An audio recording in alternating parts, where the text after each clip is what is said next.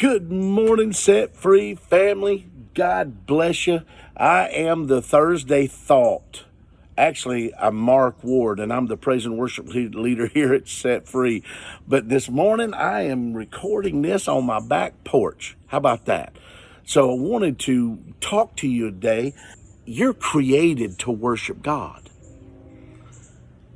Every one of us have abilities. Every one of us have talents that God has given us. That goes without saying. You have something that God has given you to do. But I'm going to tell you something. Being created to worship is different from an ability or a talent. Because now it's something that God's called you to do and commanded you to do. And can I tell you this? It's amazing, but you will not be satisfied and you will not be happy until you do what you're created to do. We spend a lot of time trying to teach our children all kinds of things. Right now, we're in the homeschooling. We're trying to do everything we can to even remember what algebra was like and to remember what to do and how to make it happen. It's ridiculous. I know. I get it. And I'm so thankful that all my kids are grown and I don't have to deal with all that. But God bless you, and hopefully you'll get through this. But the one thing that I want us to learn to do is teach our children to worship.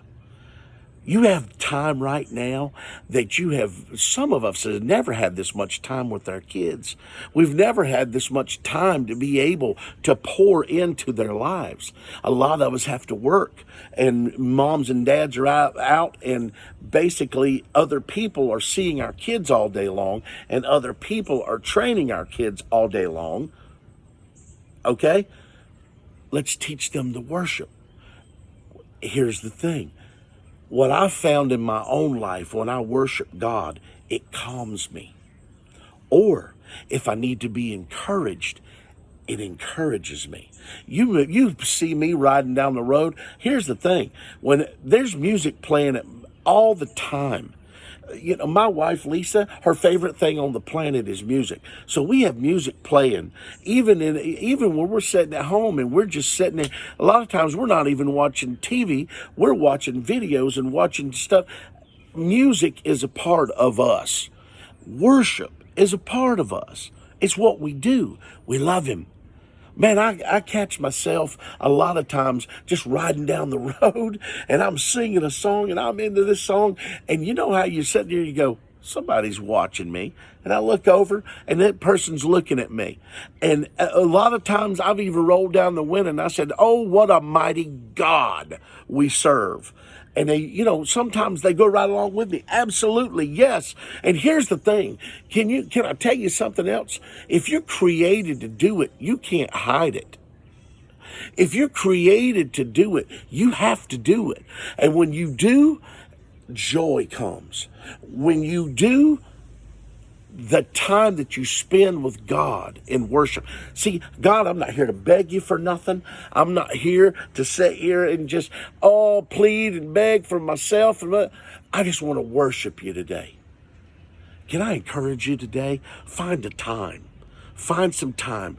And don't just do it by yourself. Do it by yourself. You want that time. But do it with your kids. Sit down with your kids and say, you know what? Let's just worship God. We don't have to have music. That's the nice thing about it. And you don't have to be good at it. You don't have to be a good singer to worship. You don't have to be a great piano player like Aaron Bowen to be able to worship. Now, it's nice. Man, I'm telling you, when that kid starts playing, that dude starts playing the keyboard, I'm a basket case. Because why? Instantly, because I understand that God has taken this guy's talent. He's anointed it. And now to watch Aaron be able to do what he does on Sunday morning, to watch Caleb, watch Tim, watch all these guys, watch Donald. I mean, these people, you got to understand, we all, and these singers on the platform, man, to see what God's doing. See, I know what they go through all week. I know the trouble and the pain that they have because they call me.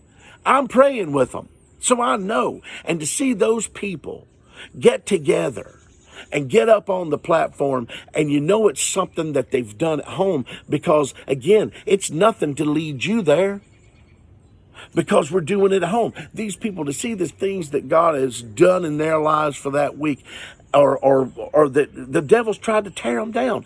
And in the midst of it, to see these people begin to worship, and to see these people begin to be ministered to by God.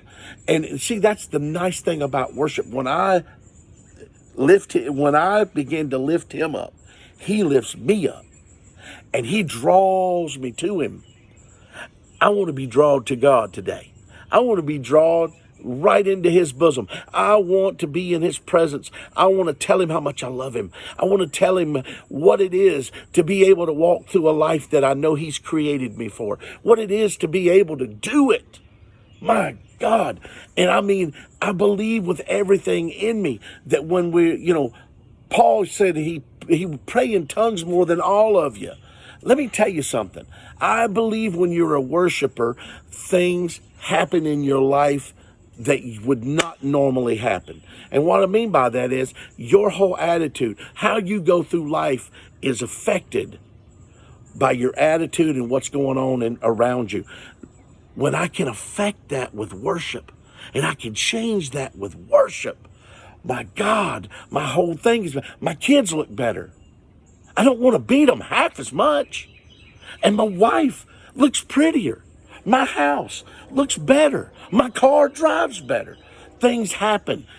Excitement. You want to know God in a special way? Become a worshiper. Be somebody that is a constant state of thankfulness, in a constant state of magnifying an almighty God. Oh my God, I cannot wait for you to do it. Please let us know that you're getting into the word, but also that you're becoming a worshiper. Listen, I want to encourage you right now to have the best day you've ever had in your life of worship. The best day you've ever had. Be somebody that's singing in the grocery store. Be somebody that's singing God's praises while you're sitting in the living room. Be that person today and see what God does in your life.